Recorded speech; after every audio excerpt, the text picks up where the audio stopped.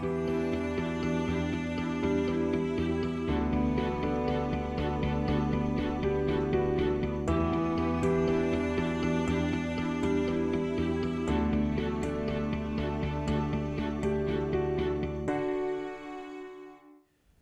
and welcome to all the viewers around the world who are joining us for the Norwich broadcast of World Speech Day 2022. I'm Metin Yilmaz.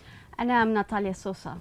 This year we've got some fascinating speakers from all over the world who are going to be delivering speeches on themes of harmony and unexpected voices.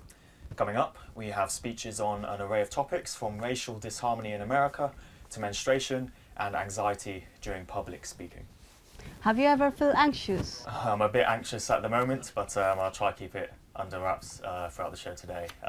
Let's now go live to our live reporter Bronwyn Brown, who's in the UEA newsroom.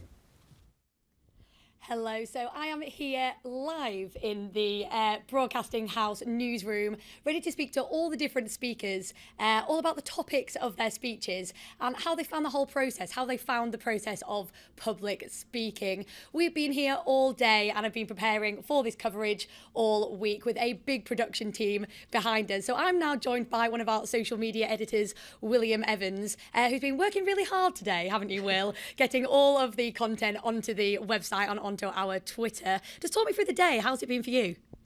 Well, I sort of came in about 9:15. We had our pre-production meeting.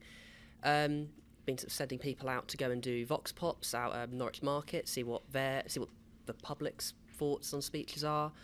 Been doing lots of posts, taking loads of photos around, and just sort of getting the word out that we're putting a good broadcast together. And has everyone been working really hard? Has it been lots of running around today, or has it been more of a calm atmosphere? How would you describe the atmosphere?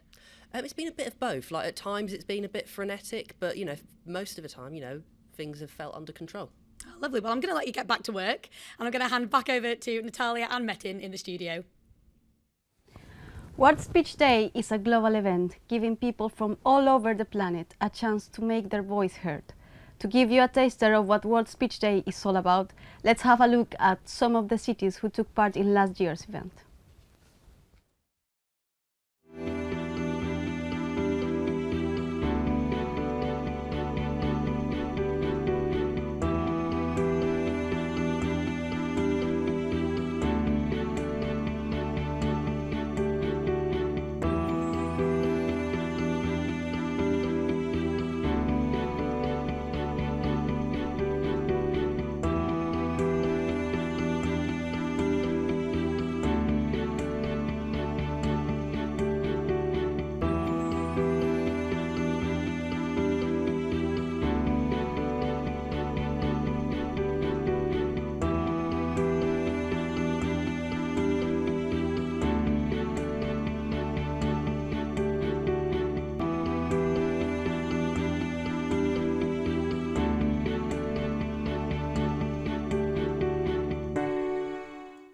We have curated 8 speeches of a widely different variety from speakers currently based in Norwich. Our first speech is all about racial disharmony in America. But before we hear the speech, we sent our reporters Will and Rachel out to interview journalists Robert Moore and media academic Michael Fraser on the causes of growing social tensions in the USA. For people around the world, the Capitol riots last year show just how serious division in the United States really is. In response to the presidential election results, thousands of defiant Trump supporters stormed Congress to occupy, loot, and vandalize. But where does this type of division actually stem from? ITV's Robert Moore was the only reporter to follow the protesters inside the Capitol that day. When we spoke to him, he felt that the American media played a key role in sowing division. Television news is not a news gathering activity here for the American cable networks. It's purely discussion based. It is purely view based. They put together these huge panels in a studio, and their idea of, almost from dawn until dusk, their idea of news coverage is to debate things. And often they will debate things from a singular point of view.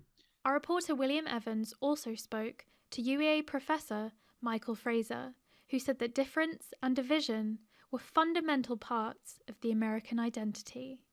So, Michael, what do you believe are the root causes of disharmony in the US? Even before the arrival of Europeans and enslaved Africans, it was a place of incredible cultural diversity among the indigenous people who were often in conflict with one another. It's, climactically, everything from, the swamps of Florida to the deserts of Arizona and the Canadian-like conditions of Maine. And culturally, it's drawn people from every corner of the earth, descendants of people who came both willingly and unwillingly, and of newly arrived immigrants from everywhere. And when you have that sort of incredible level of diversity, of course, the ideal is to bring people together in some sort of shared project. But ultimately, the most you can sometimes hope for is a kind of agreeing to disagree. That's what federalism is all about, right? We're now approaching 60 years since Dr. Martin Luther King's famous I Have a Dream speech. How far away do you think America is from achieving that harmonious dream? King phrased it as, I have a dream that someday people will be judged based on not on the color of their skin, but on the content of their character. And the very idea that race matters goes against Dr. King's principle. King's whole point is that that's not what we do. It's the end goal. It's the end goal. The idea that has already been achieved and we're already there, and anyone who's still complaining about racial inequality is violating the spirit and the principles of Dr. King, has become a talking point. The spirit that Martin Luther King invoked in his I Have a Dream speech is one that many Americans have yet to harness. Though some seek to misuse his voice, King claimed that it's only through words that Americans have any hope of healing their wounds and achieving harmony with others. And today, many Americans still place great hope in King's words. I have a dream today. Thanks to our team there for that fascinating package. It's now time for our first World Speech Day contribution from Grace Mulamba.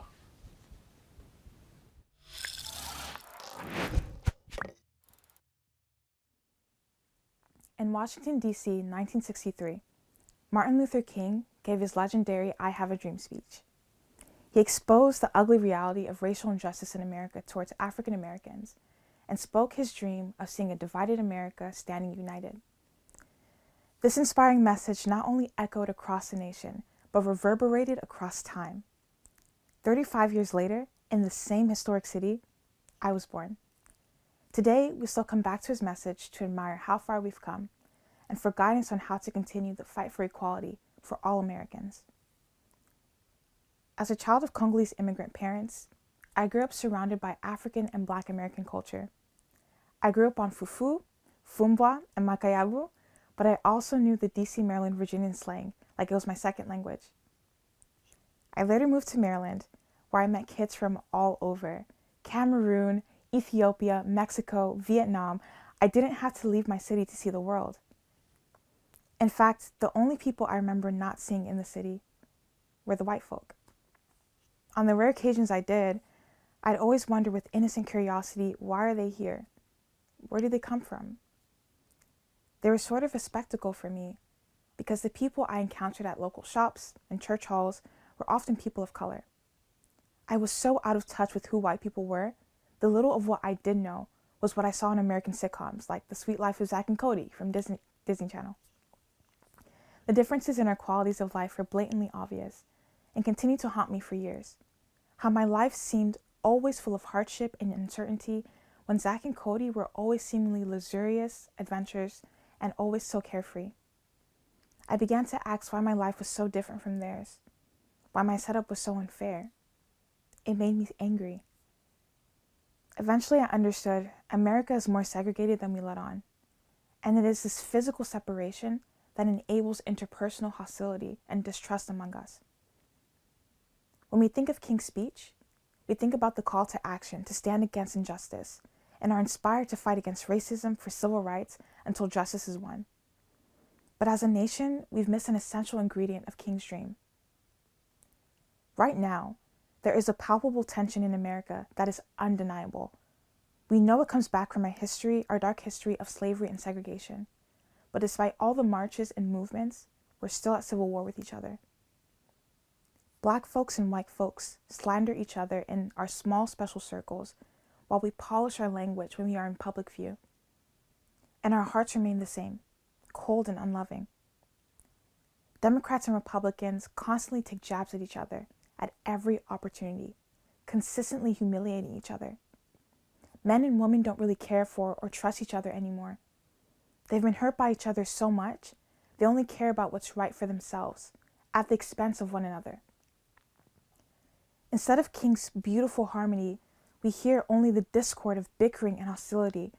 We insist on our own ways, demanding everyone around us accept what we believe because we are so strongly convinced our way is right. But this insistence brings only division and counterfeit peace, not lasting positive change. We build these walls of towering hate and lock ourselves in these echo chambers that play back to us exactly what we want to hear. Most times, we don't even talk to each other. We talk at each other, around each other, behind each other, but never turn face to face. We are foreigners to each other, yet we live in the same land. I know we are tired and hardened by the calamities that surround us. COVID, George Floyd, climate change. We all want change. But if we keep making the same mistake of thinking our peace will finally come by force, we're only fooling ourselves. Hate begets hate. Wars create more wars, and violence breeds only more violence. But didn't King say we wouldn't be satisfied until justice rolls down like waters and righteousness like a mighty stream? And yet we're still judging men and women by their physical appearance rather than the contents of their character. We forsake dignity and discipline while allowing distrust to flourish. We consistently hinder the waters of justice and righteousness with our unwillingness to lay down our defensive arms. And you know what happens when we hold those waters back? Death and destruction. You get desolate dry lands like the unthinkable massacres of the 1994 Rwandan genocide, where senseless killings ripped a nation to shreds. At the end of their bloody disaster, nobody won. A Tutsi woman whose family was murdered in the genocide was traumatized, having to hide and escape for her life, particularly from a man who made it his duty to get her. After murdering many others, this man was thrown into prison while she suffered from grief and severe post-traumatic stress, fearing that he would one day return for her. After seeking counseling and support through a local peace club, where she was beginning to heal from her trauma, she met that same man, who was then released from jail in need of help himself. This woman had every right to hate this man from the core of her being. In fact, she almost quit. But get this, he asked for her forgiveness, and she gave it to him. Now when they meet, they embrace each other. They work towards rebuilding what they've lost, together with other survivors and perpetrators from the Kasebo district, by building a savings and loan scheme and contributing to a common fund for emergencies. Together, they work on healing their trauma and creating lasting change. That is the power of forgiveness. That is harmony. And if the Rwandans can overcome such bitter divisions, surely we can too. I know America is capable of the same, because during the Black Lives Matter protest, there was unity in the likes of which I have never seen. Blacks, whites, Latinos, Asians, side by side, marching for one cause. That is why I know we can do it. America, let's break the cycle of hostility before we destroy each other. Real power brings life, not destruction. Real power builds, not destroys. Real power brings unity, not division. It transforms an enemy into a friend, because we can't fight the struggle alone, because our destinies are intertwined. Love creates unity, forgiveness brings reconciliation, and both create true harmony and bring real change. That is true power. I know it's not that simple. We relive pain and grief every time we see hatred and injustice cause destruction to the people we love, to people who look like us. Accountability is crucial. But if we are ever to heal our country, King tells us, darkness cannot drive out darkness, nor can hate drive out hate. It's only through love. In all honesty, I'm still trying to learn this too, but this is the message I know America needs to take home. Love is patient, love is kind. It isn't rude, it doesn't think about itself, it does not insist on its own way, it is not irritable or resentful, it does not rejoice at wrongdoing, but rejoices with the truth. Love bears all things, believes all things, hopes all things, endures all things. Let's sing that with harmony. Thank you. What a great start to show. Grace is talking to Brown in the newsroom now. Clearly, that is a really, really powerful speech, Grace. That was incredible. And it's from your own lived experience as well. So I just really want to know why you think it's so important to talk on that topic right now. Well, just because in America there's a lot of racial division, a lot of hostility that everyone can feel it in the atmosphere.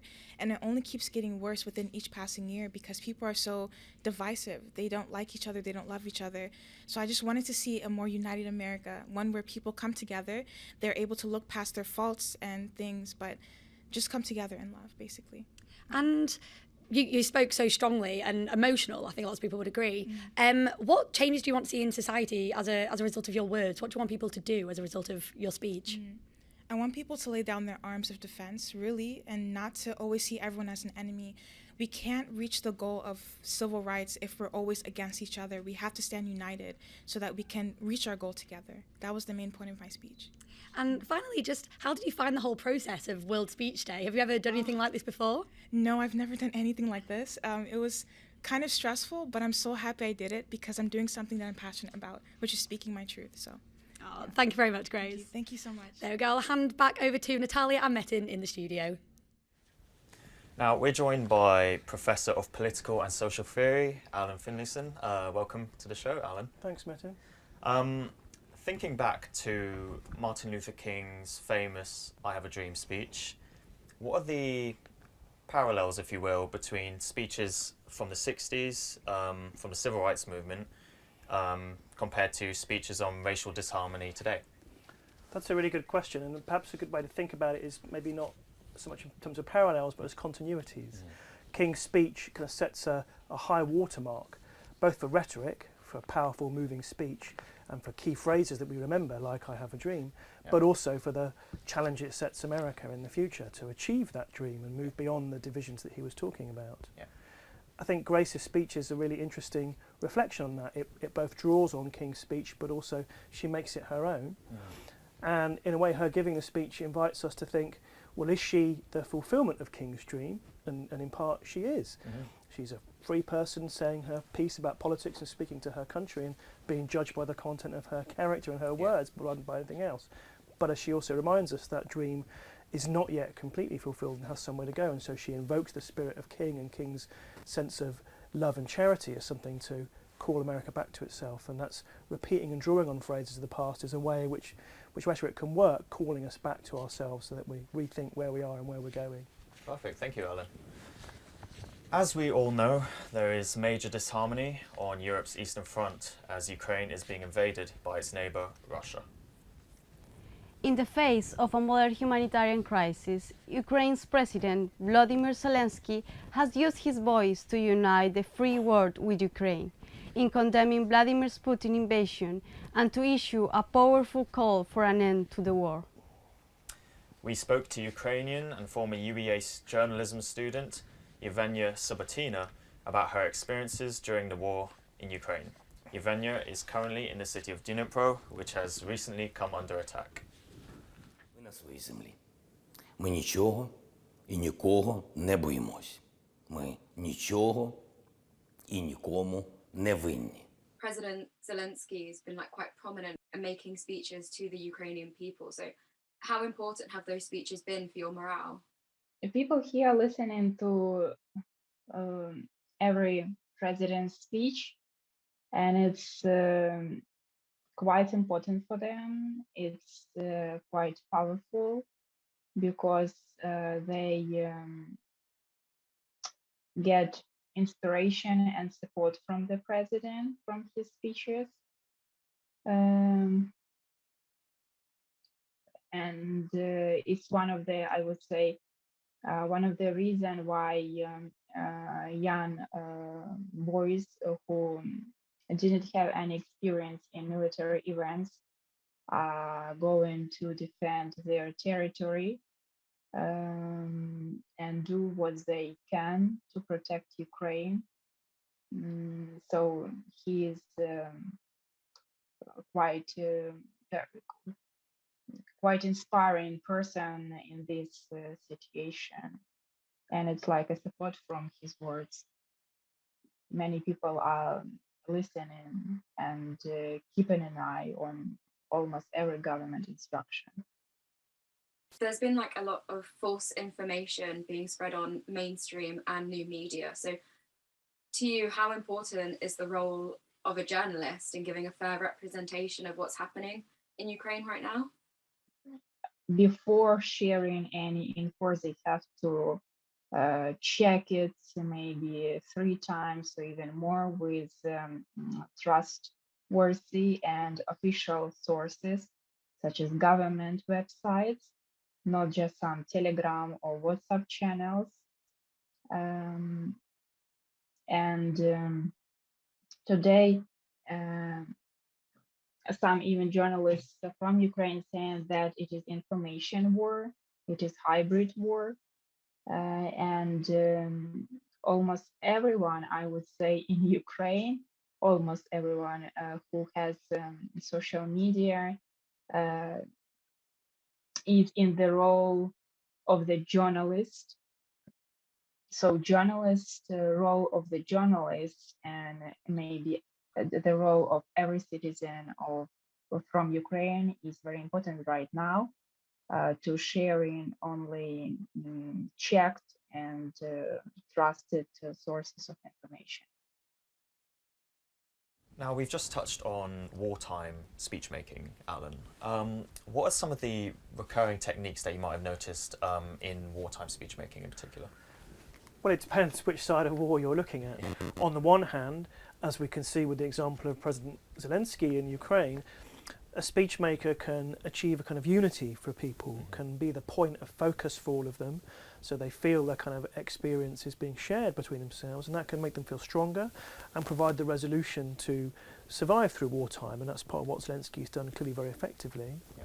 But of course the opposite is also true, that wartime rhetoric can often be about division, can be about promoting hostility between different groups, and at its worst, dehumanising people so that soldiers or others involved feel okay to kill each other. So that's a really good example of the ways in which rhetoric has this kind of double edge. It can be something that brings people together, helps them see what they have in common and be organised to face challenges, but it can also be used to push people apart and encourage them to do things that they really shouldn't be doing. Great insight, thank you, Alan. The Russian media have depicted the invasion on Ukraine as a necessary one for their national security. Both sides are making full use of communication technology to argue their case. That brings into question just how it's shaping our thinking and raises questions about the influence of fake news. Our next speech, entitled Method Talks, addresses this very topic and is presented by Lola Hopkins.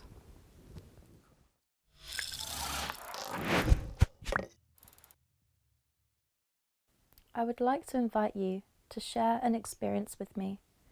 An experience that I believe will encourage you to reflect on the fact that as mere humans, that we, as human beings, are vulnerable to becoming immersed within a silicon seclusion. We are seduced by scrolling, by metallic mind traps that cut us off from our personal perspectives. And so often you find yourself craving the sunshine, you forget to smell the rain. Longing for summertime, you believe that winter is pain, but you are responsible. But then there's metal and technology. The borders of your world only extend as far as you dare to run. The ocean's depth is only as deep as you dare to breathe. The constellations only illuminate as bright as you dare to smile. But then there's metal and technology. Your perspective is a powerful, powerful resource that you are armed with from the second you enter this world. Your perspective manifests emotion through the triumphs and trials you are faced with and the clouds that hinder your view. But now, in a world of metal and technology, this resource has become scarce. It's like being bought. Your own perspective, your own perception is solely and truly yours. You are in harmony with it. That is when they snatch it from you. They rob you of perhaps the one thing that allows you autonomy over the life that they do not live. They extract pure originality from your mind and wring it out until all that is left are the tatters of something that once was individual, unique, and yours. But then there's metal and technology. I used to love the wind as a child. It was embracing, a force that represented the presence of nature. I would walk whilst the wind tore through the leaves of trees and brushed against my face, my hair flailing, as if I had been electrified.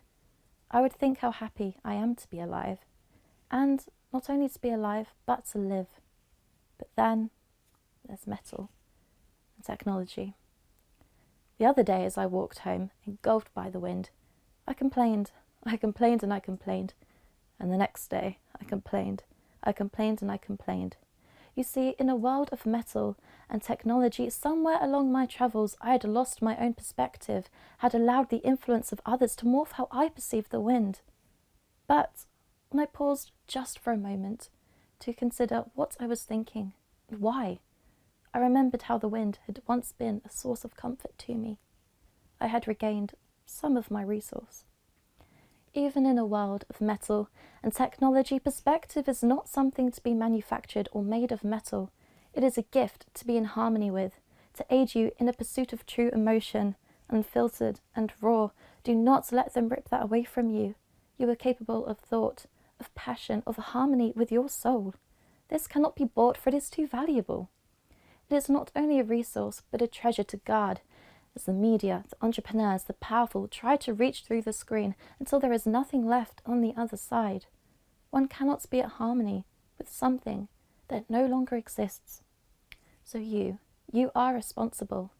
Even in a world of metal and technology, it is imperative that one remains in touch with insight. I did not lose my love for the wind. It was always there, but I did lose sight of it amongst the metal thoughts. So, Lola, that was an extremely poetic speech, bringing in the impact of technology on our relationship with the rest of the world. Thank you. How big of a problem do you think this is amongst all age groups within society? I think it's a really big problem, and it's a shame because it could be so useful. I think technology really hinders individualism, purely because of, oversaturation and exposure to the repeated concepts and social constructs that you're exposed to.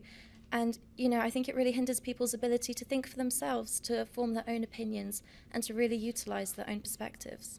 And it's quite an unusual topic, really, for a speech. What inspired it for you? What made you write and perform a speech on this?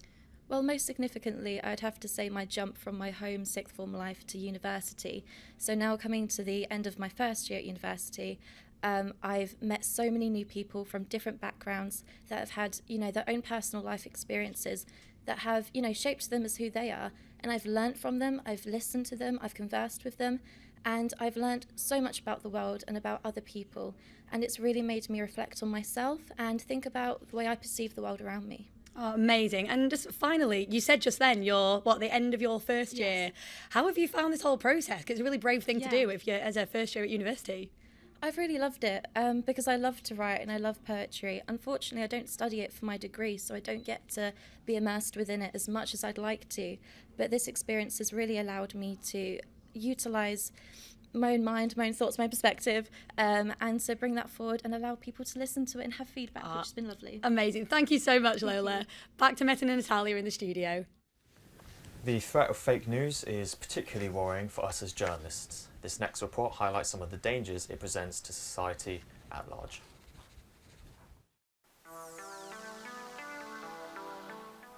A typical social media user spends on average about 2 hours a day using social media. Collectively, the world spends more than 10 billion hours using social platforms every day, but not all news is accurate and factual.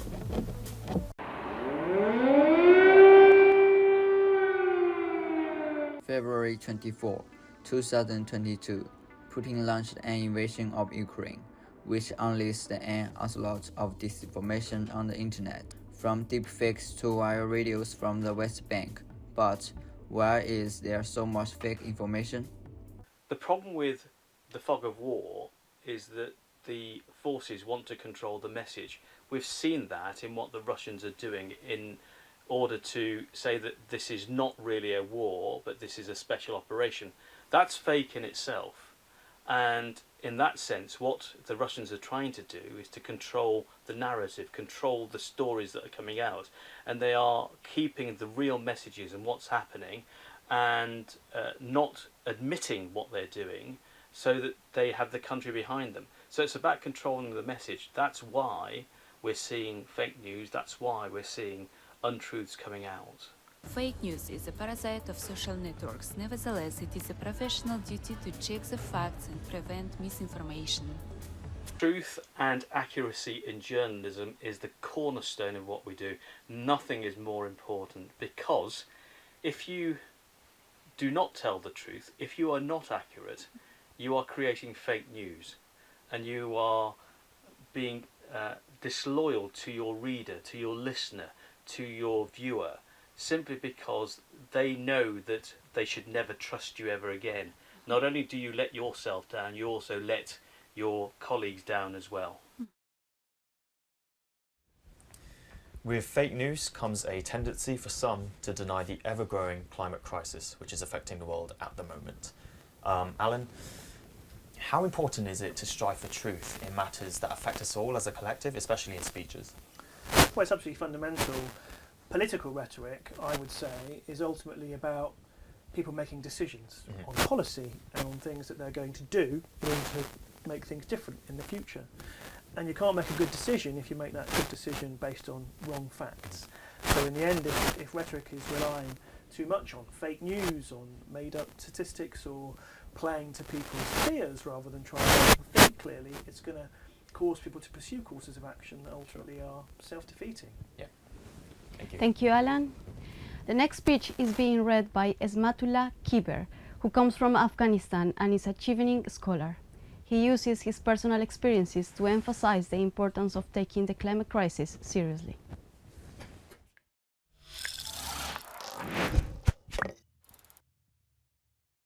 Hi everyone, my name is Ismat and I grew up in Afghanistan.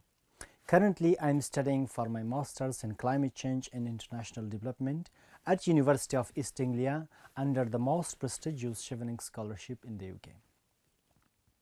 I am a climate activist who wants to expand understanding of the climate crisis, and I ultimately seek global climate justice. People do ask me what climate justice actually means. Well, I don't find it easy to answer because I think it's much broader and more complex than we initially think. But if I had to summarize it, I would say that there is climate justice when a citizen does not have to leave his home due to flooding. There is climate justice when someone must not leave his village due to drought and water scarcity. And there is climate justice when a child need not work for a single piece of bread and can instead go to school.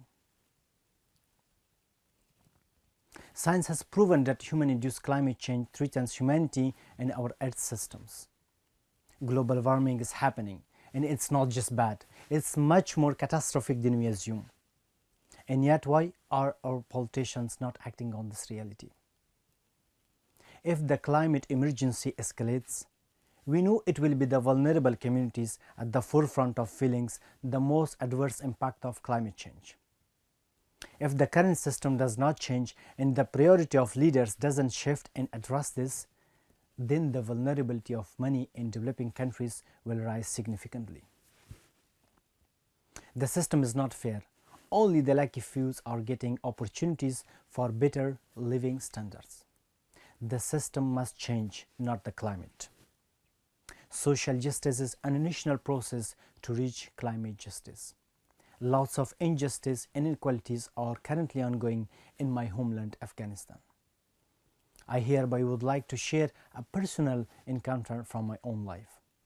In 2018, on a Friday evening, I met a 10-year-old child called Nurgul, who was polishing shoes on the street in return for just for a piece of bread. In our conversation, he mentioned that he was displaced from his city due to drought in his province. They left their home due to water scarcity. They had lost their livestock due to lack of water. They could not irrigate their land because of yet another and yet a longer dry season.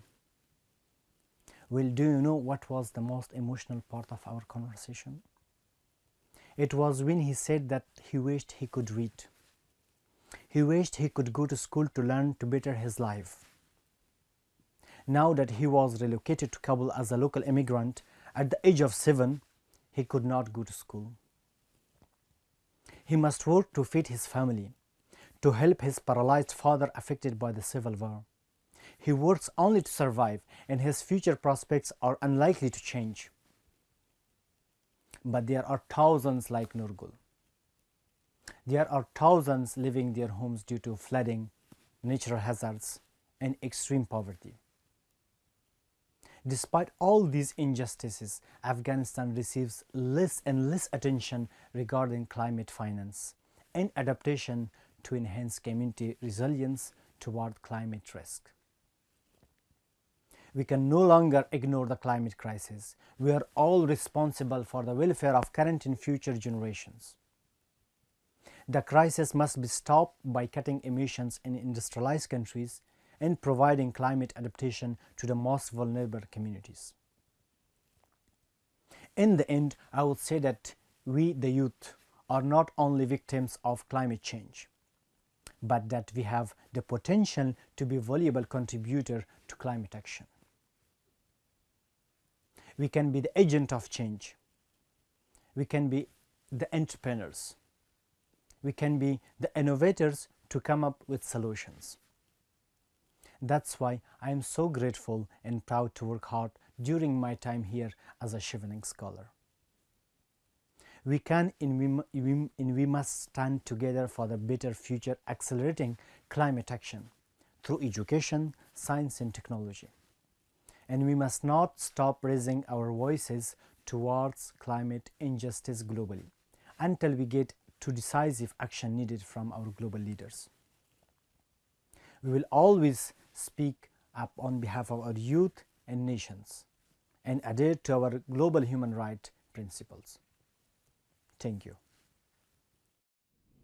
So we have had some extremely inspirational speeches today already, and all with very powerful messages. And the one you just saw there is no exception. So Esma, what have you got to say to people who are inspired by your speech and want to take action against climate change? Well, thank you. The climate emergency is one of the greatest issues of our time, and I think despite being a victim of climate change and the impacts, we can be the valuable contributor to climate actions.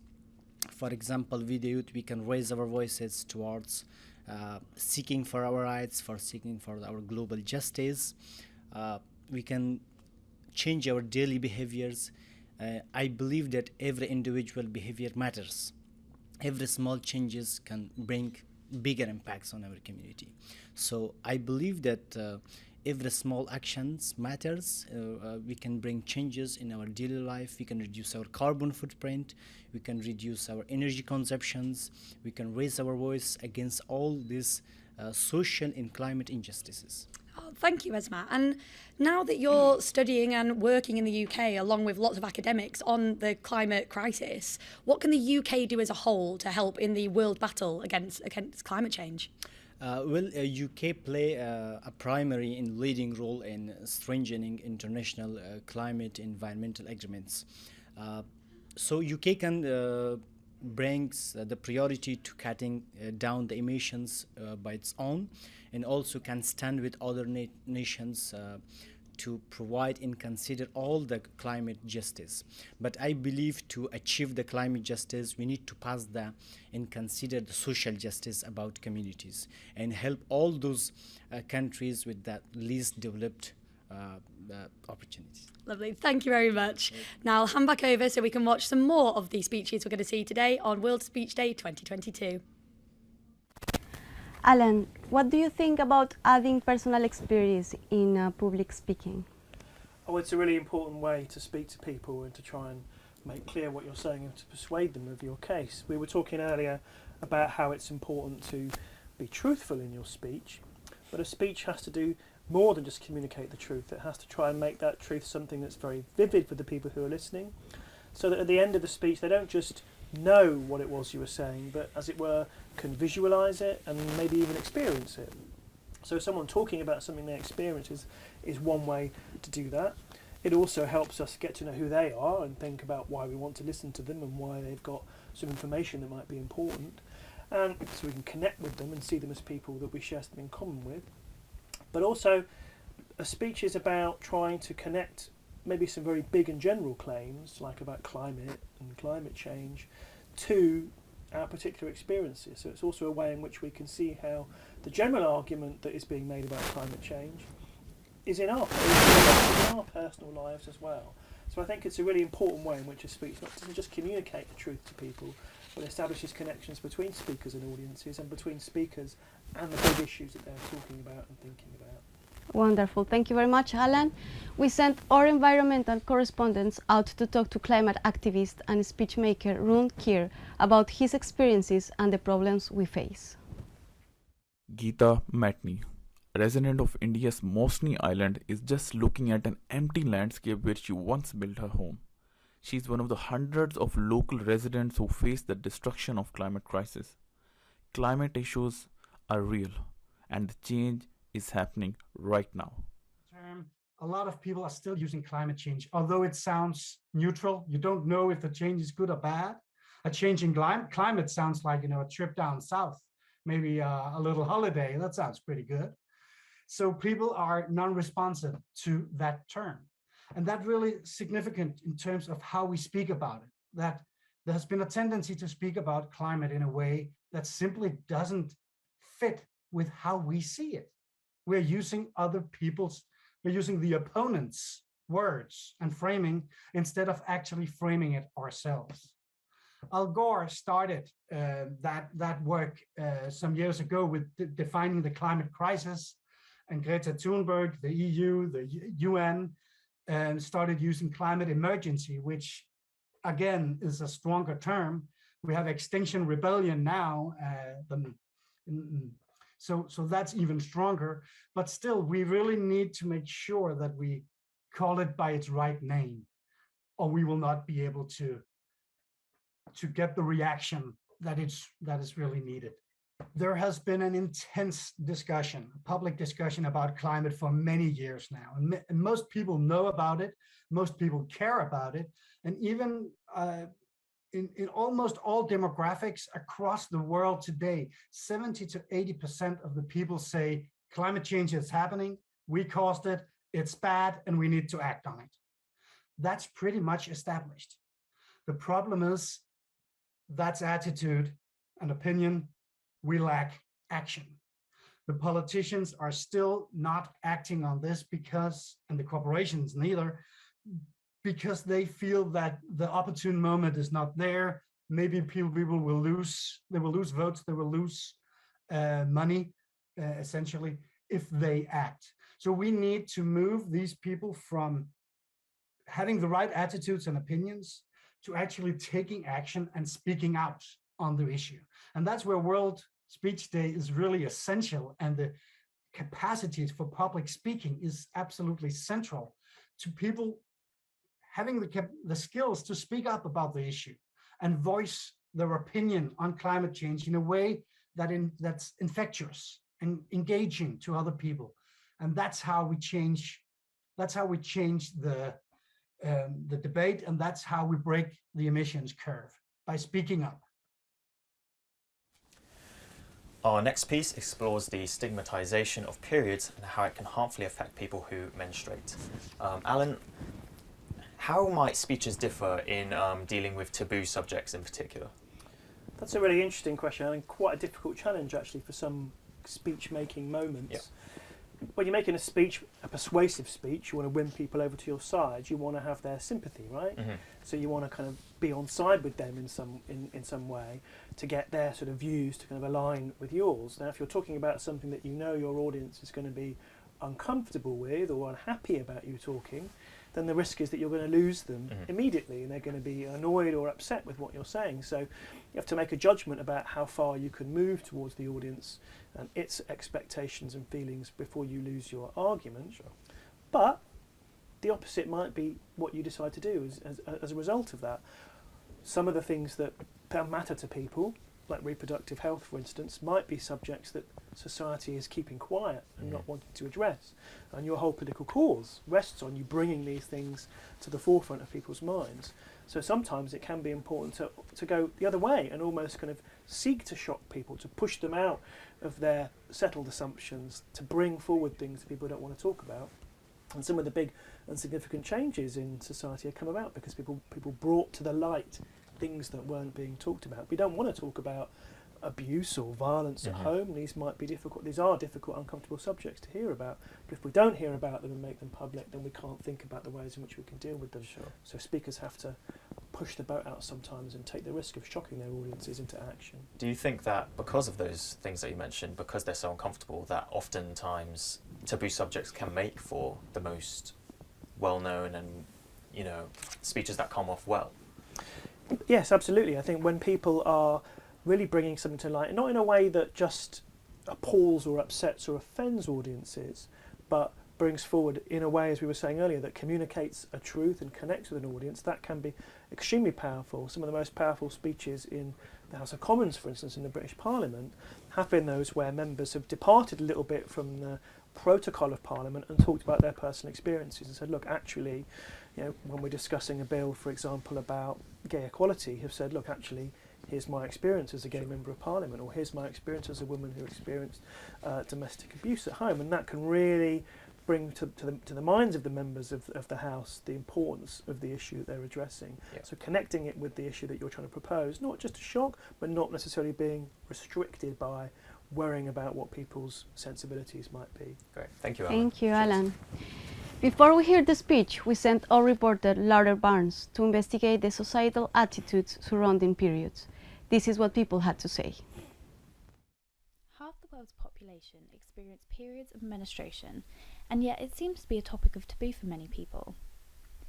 We spoke to Dr. Fee Roxburgh, a lecturer in philosophy at the University of East Anglia, about how and why stigmas are created.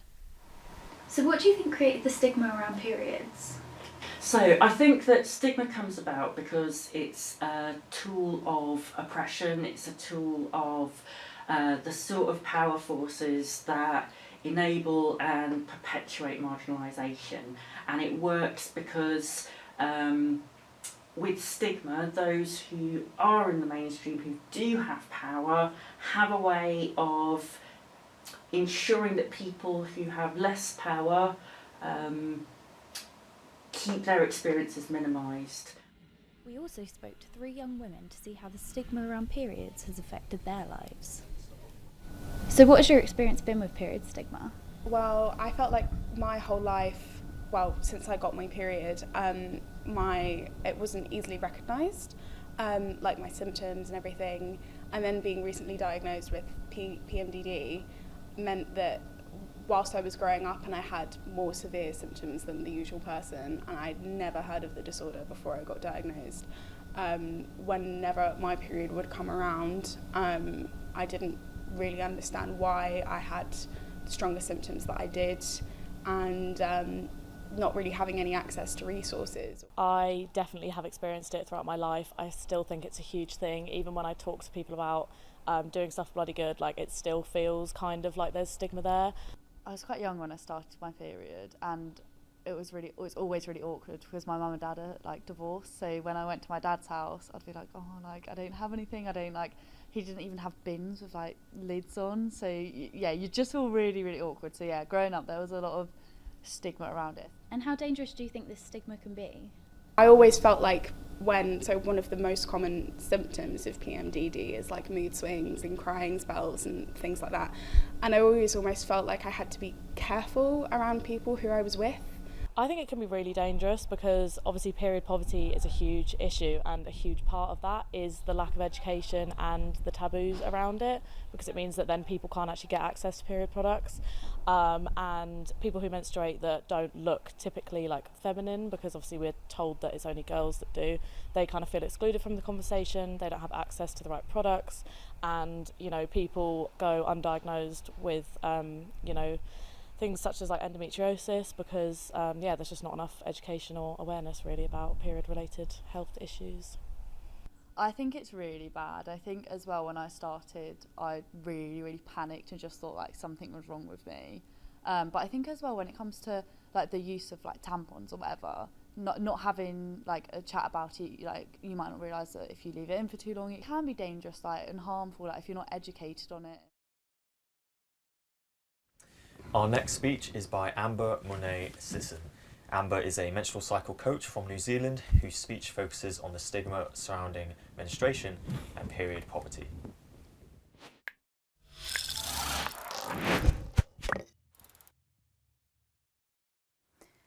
Today I'm here to talk to you about periods, the menstrual cycle. I'm going to tell you how the menstrual cycle is key to gender equality. Now, I'm sure this topic has made some of you feel uncomfortable, but some of you might feel inquisitive, and I challenge you to hear what I have to say. This is not an anatomy lesson. I simply want to draw your attention to a critical aspect of menstruation that has persisted for centuries: stigma. How many of you have had to slip a sanitary pad up your sleeve so no one will see? Or felt that surge of anger at the fact that there is a tampon tax? Or how many of you have been in a position where you cannot afford sanitary items? These are all realities of life as a menstruator, and this needs to change. Hi, my name is Amber Monet-Sisson. I'm a menstrual cycle coach and educator. You're probably wondering, what is a menstrual cycle coach?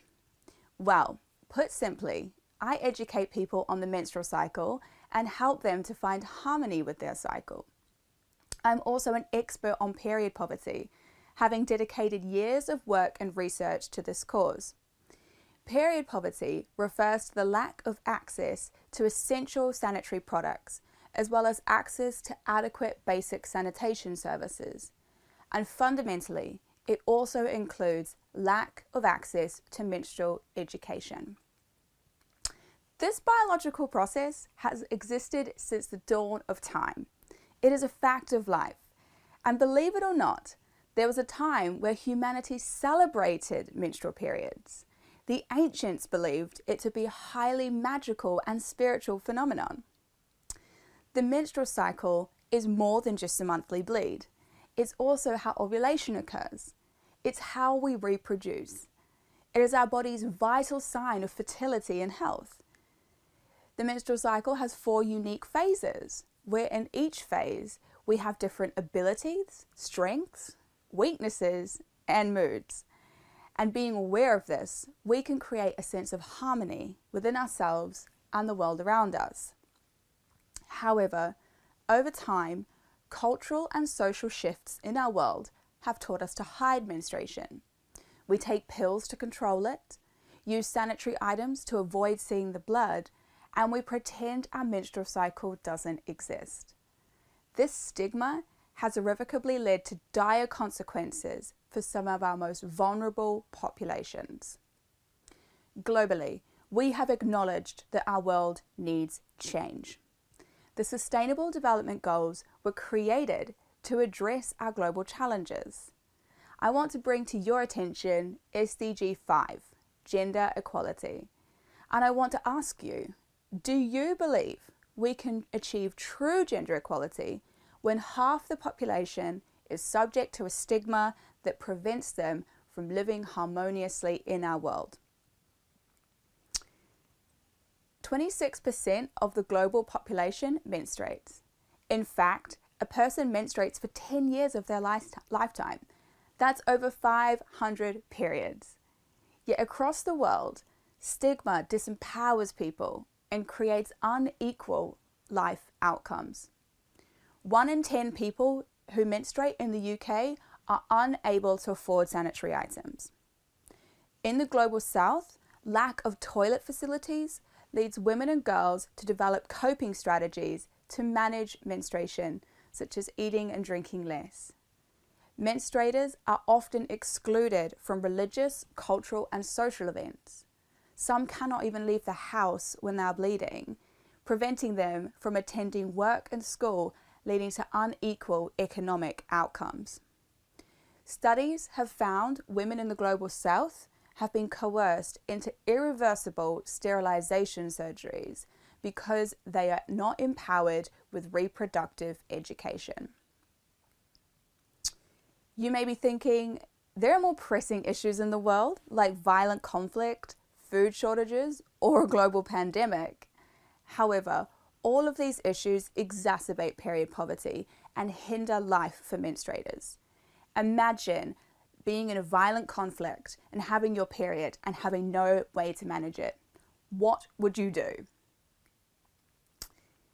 I envision body harmony as the freedom to embrace and celebrate the menstrual cycle and live without stigma, just as the ancients used to.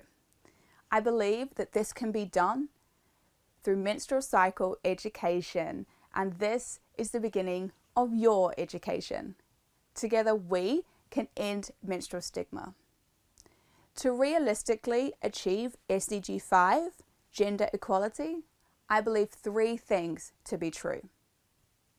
That education matters, empowerment matters, menstruation matters, so make menstruation matter.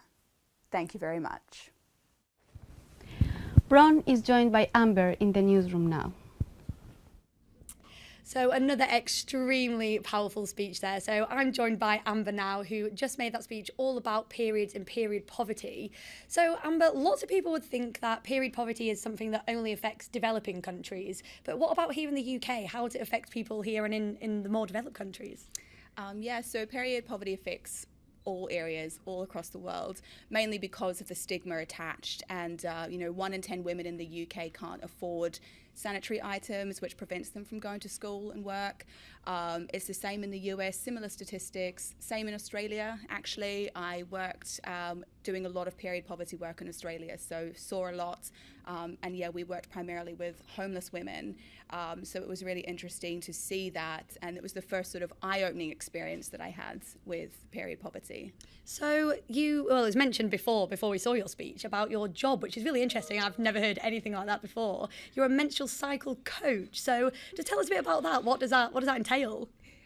So yes, I'm a menstrual cycle coach. So what I have done is I've studied and learned as much as I can about the menstrual cycle, and I try and then give that information out to other people. So effectively, I can help people to have better periods, to get information about their periods, to help sort of move through issues that they might have with periods, PMS, things like that.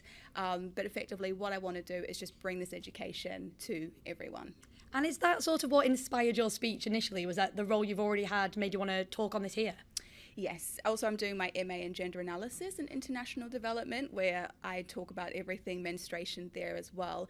And that's where it's, a lot of my work is really just noticing how much the stigma has affected every element of period poverty, period education, menstrual hygiene management, and things like that. So the more I can communicate that to the world, the easier I think it will be for us to start recognizing that menstruation is normal and it's a normal biological process, and yeah, we don't have to have that stigma. Yeah, and obviously this is not a one-gendered issue. It's a female, male, everyone's issue. What can men do to help educate themselves and help with the period, everyone knowing about periods and the menstrual cycle?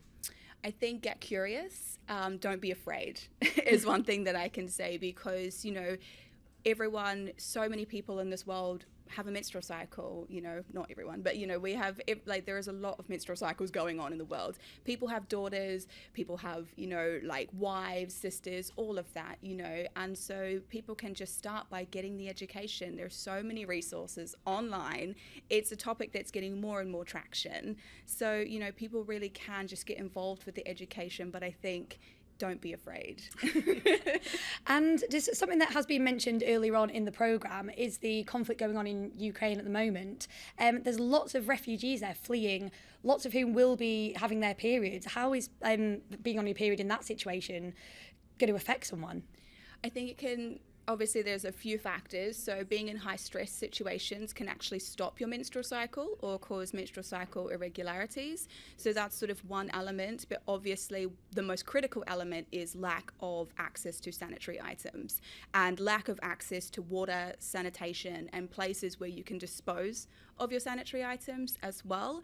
And these are things that are often overlooked or maybe not counted when interventions are in place. So, you know, people are trying to like help at the situation, but we forget about menstruation. And, you know, also the fact that there'll be young girls that may enter menstruation in that time as well and get their first period, and it could be in a conflict, you know, so there's so much awareness needs to be had around the situation. Thank you so much for educating us all on this topic.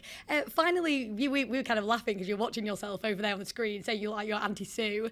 How has the whole process been being part of World Speech Day 2022 here at UEA? It's been really great. It's been really great. I've never done a public recorded speech before, so it's been a really nice experience, and just to work with you guys and to get the message out. So yeah, thanks for the opportunity. Thank you very much, Amber. Back over to Metin and Natalia in the studio. Another challenge is access to food or lack thereof, but this not only happens in third world countries. In fact, it's much closer to home. Our next speaker is from Cambridge. George Colwell is speaking about food poverty.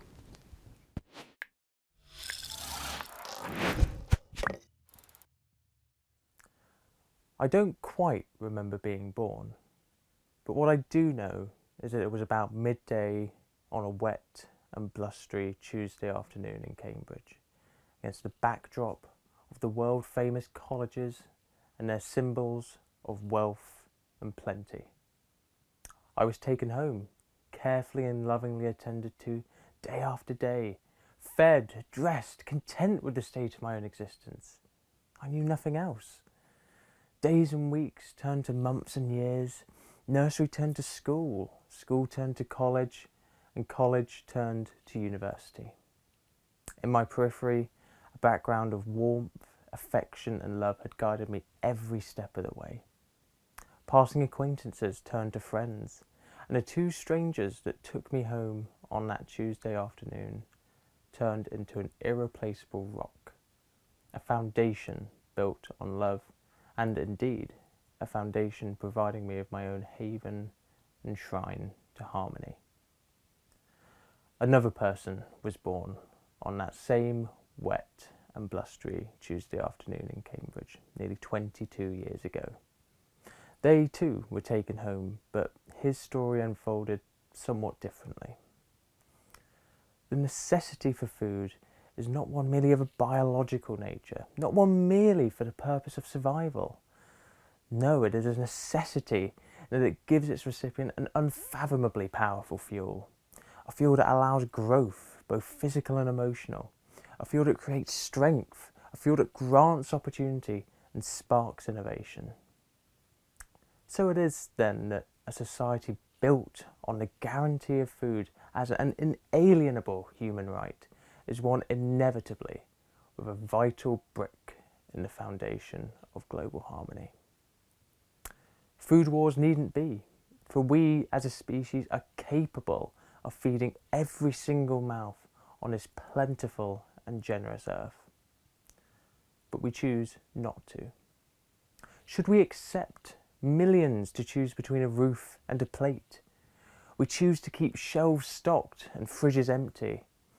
We choose to force the single mother to steal, the young couple to beg, and the elderly to shiver through the endless nights of winter. While 5 million people in the UK and 1 in 9 globally don't have enough access to safe and nutritious food, we permit the banker, the oligarch and the CEOs to bathe in gluttony and caviar. There can be no harmony while few have so much and so many have so little. Poverty has many faces. It appears to us in film and TV, on the streets, on the bus, at work, at school. It is the transparent blanket that covers society, keeping no one warm, hiding the true faces of millions of entrepreneurs, engineers, nurses, doctors, teachers, eager to provide for society, for you. People with dreams and aspirations, tethered down by the cloak of hunger and destitution. It is the cloak that covers that person born on that wet and blustery Tuesday afternoon. The cloak that eagerly awaited as your neighbours and friends lost their job. This isn't some distant issue confined to the third world. Food poverty can happen to anyone. From that person born amongst the affluence and apparent wealth of Cambridge, to the child born in the slums of Mumbai. Whether you like it or not, it's your problem too. When considering this stark, dark reality, Carl Sagan comes to mind, one of the great astronomers and thinkers of his time. Referring to the fragility of our planet in the vast cosmic dark, he said this: "We are the custodians of life's meaning. If we crave some cosmic purpose, then let us find ourselves a worthy goal. Only when we bravely embrace this hard reality that faces so many of us and look to actively fix it, can we unhinge the tethers of the blanket of hunger. Only when we kick out of power those who pursue personal gain over the people's interest can we see the necessary resource distribution to those who need it the most. Only then can we start to heal the scars plaguing society as a whole. Only then can we create some semblance of harmony." So, what action will you take to help eliminate food poverty? There was another very powerful speech all about food poverty and the effects to all sorts of different people. Now, I'm joined here by George, who just made that speech that you just saw. You asked us a question at the end of that speech there, George, about what we're doing to help with the problem. So just let us know, what are your best bits of advice to help with ending food poverty? Well, first and foremost, I think things like food banks are a vital role in the community, not merely donating there or working there, because that effect is obvious, or giving food to people that need it most, but it really does build a fantastic community spirit. It raises awareness around the issue. But secondly, I think, to bring out my inner politics student a little bit here, kicking out the charlatans that are in government at the moment, they do not care about food poverty. They've had 10 years to sort it out. We've got to change. So can you ever see a world where food poverty is no longer an issue, and what the difference is here in the UK and worldwide? Well, in the UK, we have an awful lot of people in food poverty, and far more than people often think. But globally, as 1 in 9 people don't have access to safe, nutritious food, as I mentioned in my speech. A world without food poverty is possible. It's whether we have the appetite to do it. At the moment, it doesn't seem like the politicians that are currently in power around the world have too much interest in that. But it is definitely possible. And if we have the appetite as the next generation coming through, we can solve it. It's up to us. And for us, everyone working here today, everyone that's worked on the show, and all the speech makers, we're all students. What, as students, can we do to aid in this issue? Are there places we can go? Can we donate? Can we volunteer? Definitely. Volunteering, donations, all really, really useful tools. But I think first and foremost is raising awareness for the issue. If people are aware of it, it's far more likely that governments are going to be pressured into doing something about it. If we have a kind of world where food poverty is is one of the most foremost issues, then it will no longer be a problem. So, George, just talk me through your inspiration for making this speech. The theme this year, as we know, is harmony. How did you get from harmony to a speech on food poverty? Well, there's a couple of factors, really. The first one is I'm from Cambridge, which is the most inequitable city in the country in terms of the inequality and the divide between the richest and the poorest. And because I've lived there all my life, my mum has worked in this sector for 22 years. So she would come back day after day, and you kind of see it reflected on her face, the amount of destitution and poverty that she's seeing day in, day out. It really takes a toll on you, and it has an effect on me. I want to kind of help solve that. And secondly, I'm currently working with Lord John Bird on his Wellbeing for the Future Generations bill. So I was kind of focusing on food poverty and the alleviation as a necessity for going forward to create a sustainable future. So those are my two main inspirations, but I think both equally important. On the one hand, giving the foundation to my passion for it, and on the other hand, actually creating legislation that can help change it.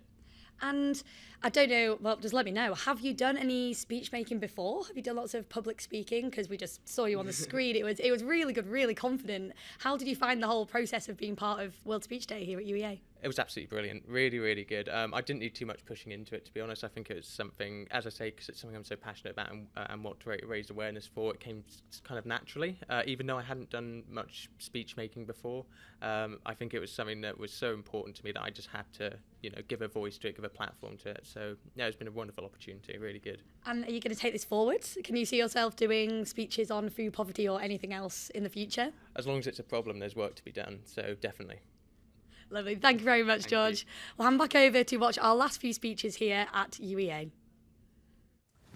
A very powerful speech from George there, so thank you very much, George. Some of the best-known speech makers after the Second World War are on the left of the political spectrum. People like Tony Benn and Arthur Scargill spring to mind.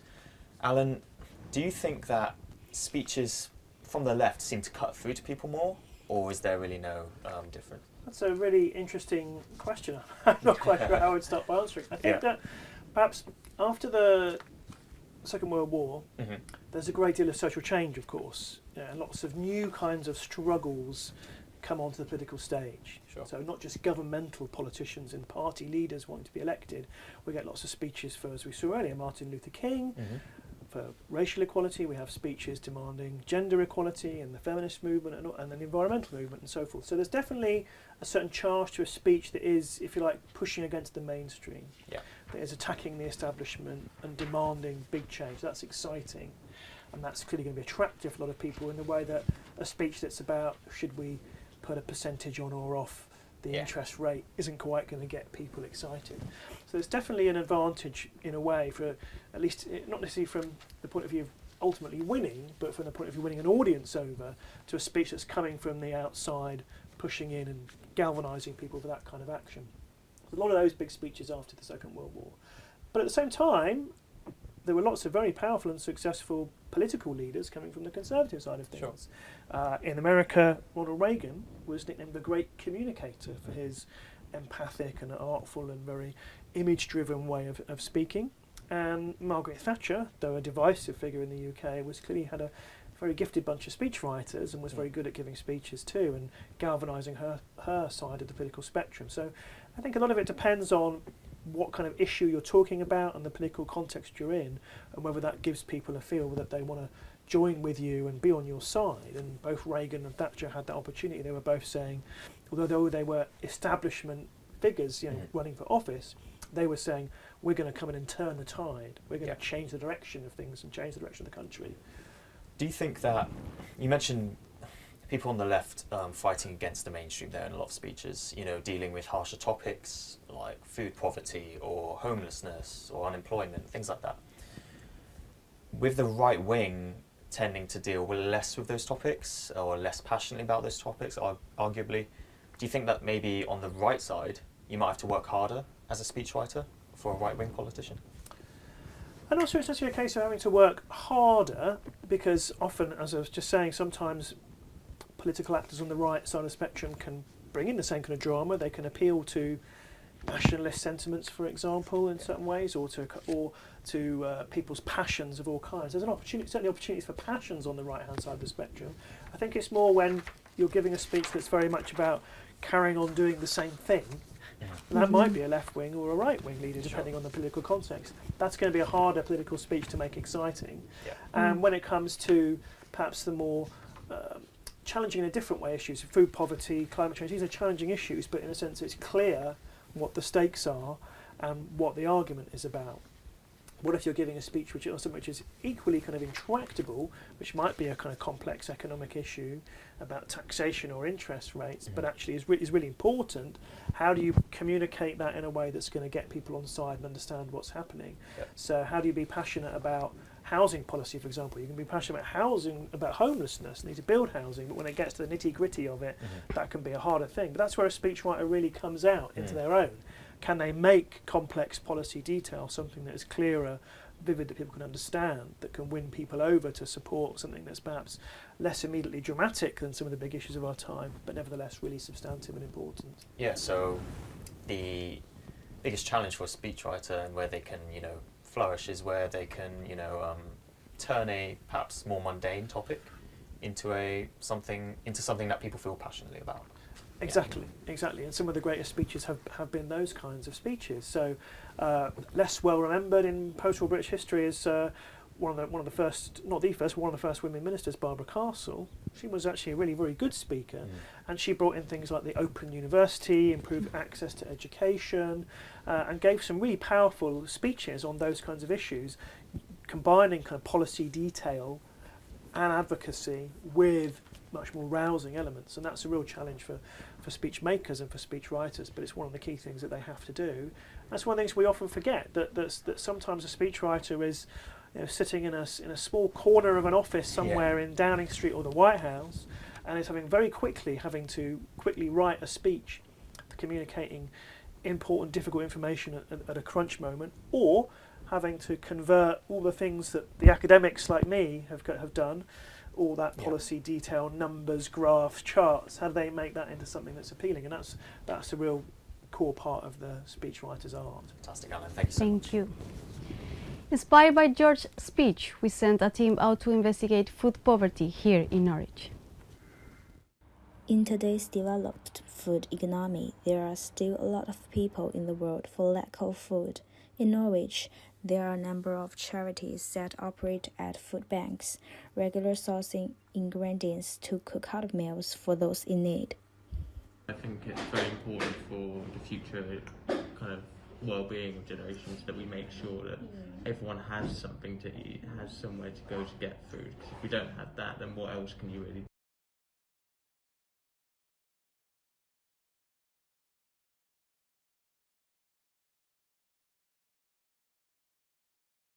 In today's developed food economy, there are still a lot of people in the world for lack of food.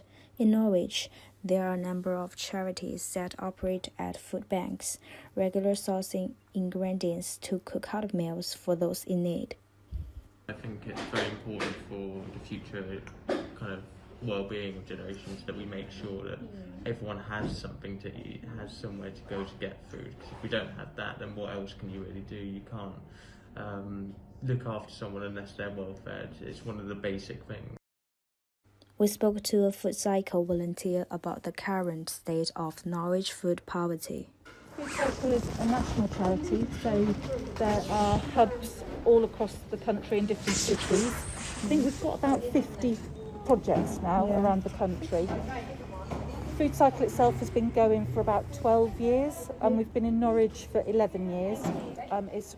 The project itself is run by volunteers. Nationally, there are paid staff, so we have an area manager that oversees the whole of East Anglia. There's finance managers and outreach managers that are paid, but the project here is run just by volunteers. So we have different shifts that volunteers sign up for. We only run on a Friday night. We have collection volunteers, so between 2 and 4 volunteers sign up for a shift, and they go out to supermarkets that we've already arranged with to collect surplus food that would otherwise get thrown away. So things that are past its best before date we can still use. So our volunteers go out and collect. We collect from places like Morrison's, Sainsbury's, Lidl, Aldi, Asda, the veg stalls on the market, the Chinese stall on the market. A couple of local bakeries and things as well, so quite a range of shops that we go to. We have time slots with them when we can go. volunteers bring all the food back here for 4 o'clock, and at 4 o'clock the cooking team turn up. The problem of food poverty is not just our personal problem. It belongs to everyone. We need to take it seriously and do our best to help those in need.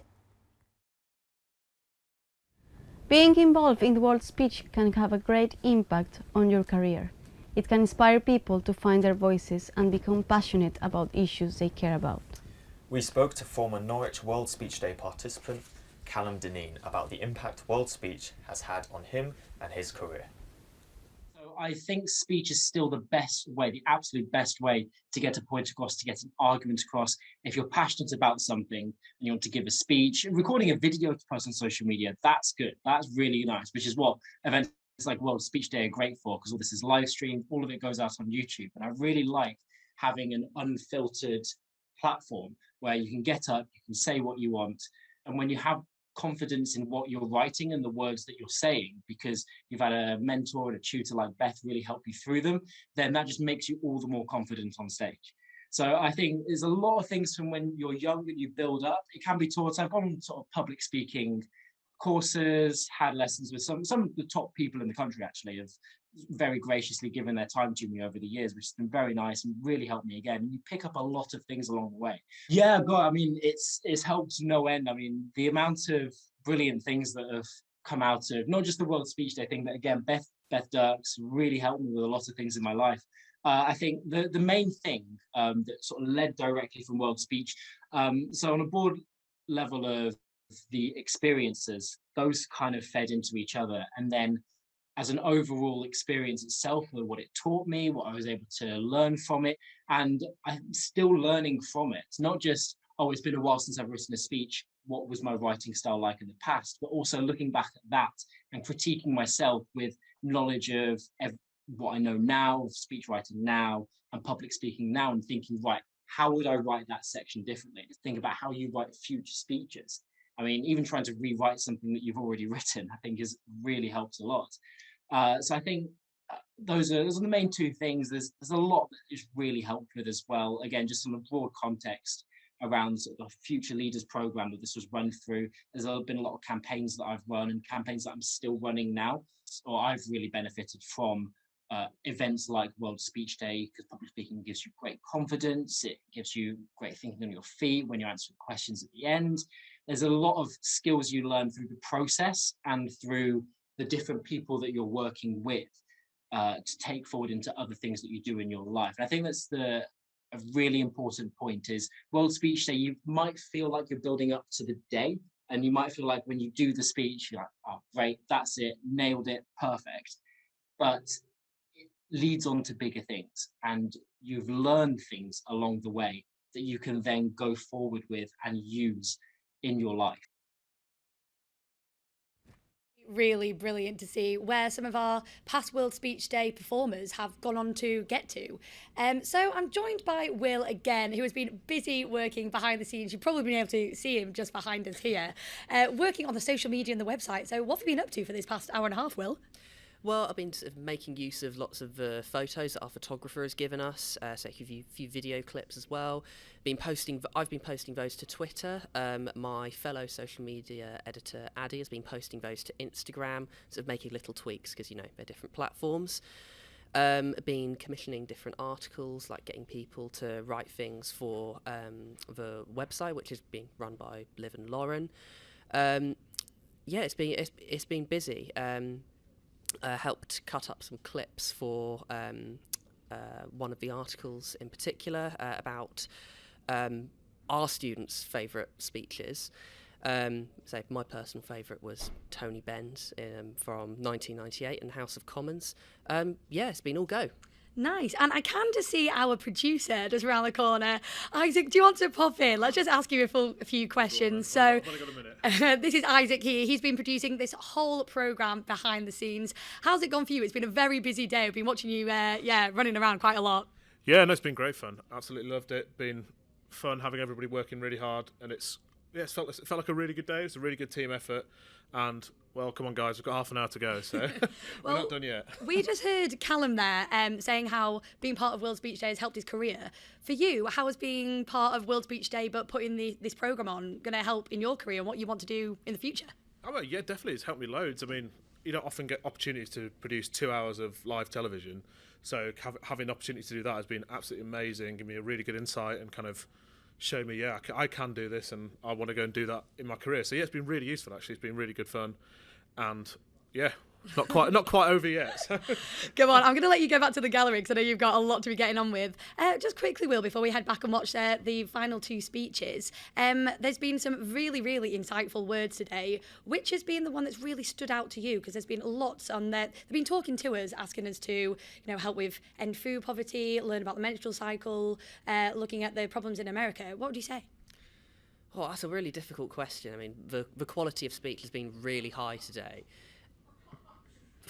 If I had to pick my favourite overall, I would say Grace's speech about disharmony in the US. I felt that was particularly powerful.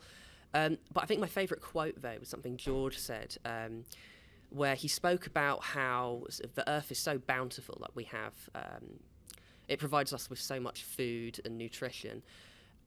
And with modern farming technologies, if we really wanted to, we could feed all the billions of people on this earth to a very high standard, but we choose not to. And I thought that was a really provocative question that will really get our audience thinking. Yeah, it's really emotional words that we're hearing today. So we've only got 2 speeches left here at World Speech Day 2022 here at UEA. I'm going to hand back over to the studio now.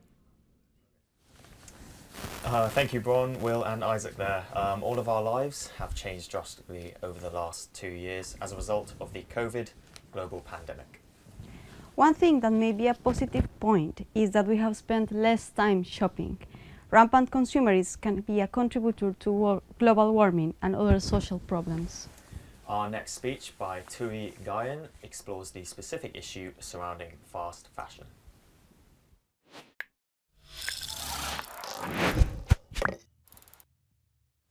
Hi, my name is Tui, and I would like to share with you about my new harmony with our wardrobe after COVID pandemic. First, let's close our eyes and think of how much money we have saved over 2 years in lockdown for not shopping for new clothes. How did you feel about that? Less shopping in 2 years, no new jeans, new suit, no virtual pressures of following the latest trends, or no dress to impress. Instead, our focus has turned into improvisation to cope with the new normal, to attend online meeting. We have spent absolutely much more time to create new visual for the top part instead of the bottom part to attend Zoom meeting. We buy just one fewer really good item that we can feel happy to use in multiple occasions rather than random items, right? Or we improvise with what we already had with our wardrobe. So no doubt it has saved lots of money as well, right? So hands up if you feel that you have saved more money than 2018, 2019 for less shopping. What a relief, right? Now look further to the past, before the pandemic. Have you ever bought something that you thought you would wear, but then you never actually did wear it? And why did you buy it? It wastes money, right? Because it was on sale? Oh. So normally why do you check on sale clothing items? Because I could have it at cheaper price with same value, so why not? So you buy it. Why do we buy red and white color outfits for Christmas? Because it feels festive, so I buy it. Why do we buy the new outfit whenever we are invited to a new special occasion? Every wedding, every party, we buy a new piece of clothing. So the time in lockdown gave me multiple chances to reflect why I buy what I bought when I look at my wardrobe. And it has changed me when I see myself survived after 2 years with 0 new clothes shopping. I saved more money. And I had time to reconsider my personal styles and find what pieces of clothing are essential for me, what works the best for me. Before, I realized that I used to be in the loop of shopping. Every morning I wake up, I open my wardrobe, I got the feeling, oh, I have nothing to wear. I have to think about it, and I decided to shop.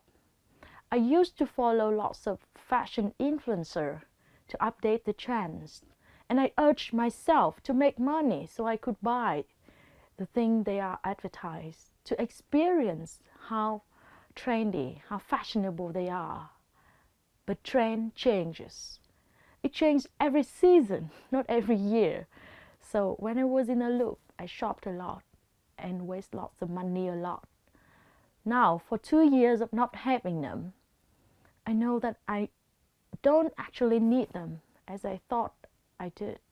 I realized that when I was in a loop of fashion consumption, the happiness I earned for the moment I managed to get that item of clothing was just temporary.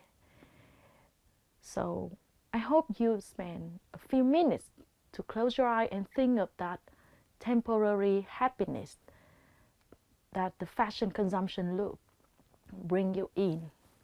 If you were there like me, as I was before the pandemic, so please decide today and tomorrow, will you want to be in that loop or want to get out of that loop? So today I want to share you my journey to find the harmony with my wardrobe and my little pieces of advice of my finding harmony formula. It just includes 2 things.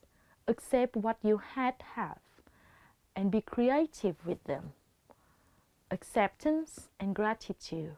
Accept what you have and feeling lucky that I still have things to mix and match. And throughout the journey, I found the distinctiveness between what I need and what I want. And the plus from that is that I have developed a very healthy relationship with my wallet. I feel harmony with wardrobe, and I see myself growing as a wiser buyer. And I feel even happier when I stop chasing trends, stop chasing the thrill of new experience or possessions. Today I want to raise awareness of this new harmony with our wardrobe. I hope all of us feel the joy of getting out of the fashion consumption loop as I did. And I find happiness with every shopping decision.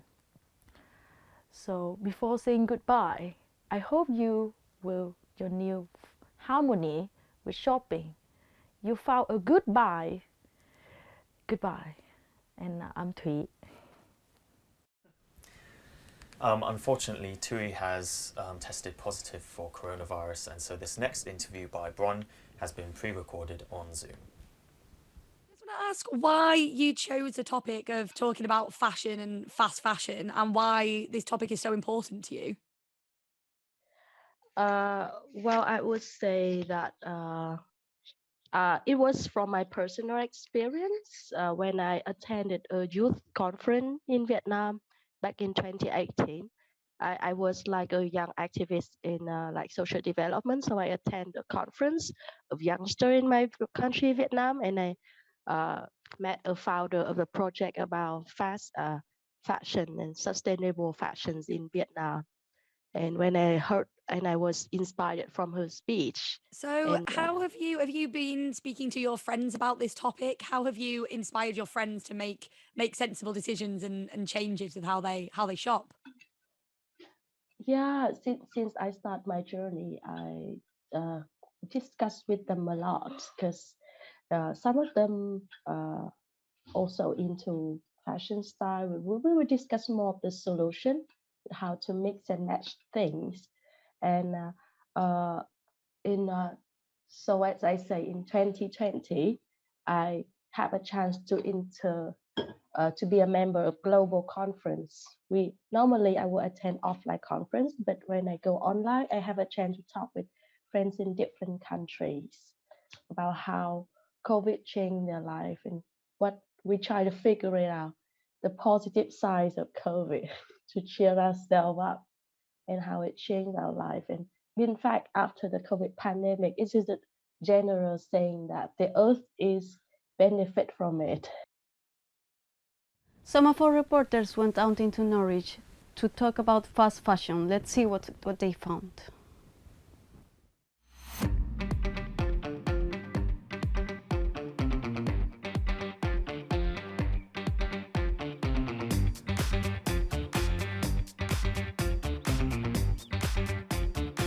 Heard about it.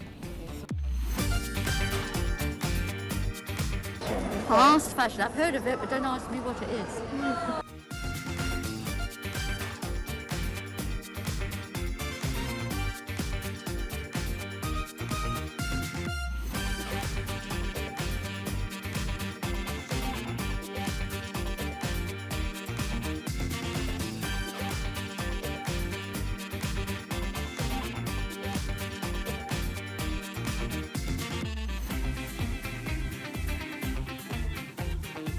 You know, we often go beyond what we need. You only need so much. We don't need all the stuff. But it's pressure, social pressure. People buy unnecessarily and then buy into fast fashion because it's cheap and everything, and then they look at designers like us and think our stuff is too expensive, but our stuff lasts longer than fast fashion. Probably once a month. I'm a minimalist. I don't like shopping. I wear my clothes until they fall apart and I mend them because I'm very much into the environment.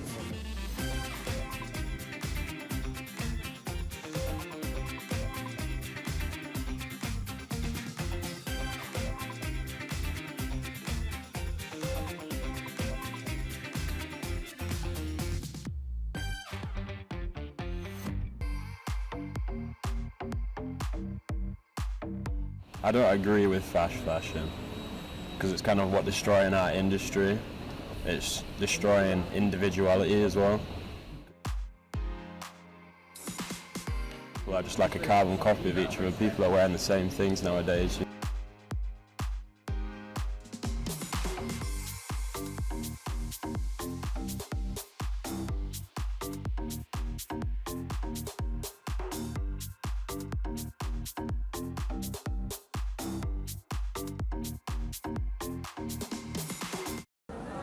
It's a balance.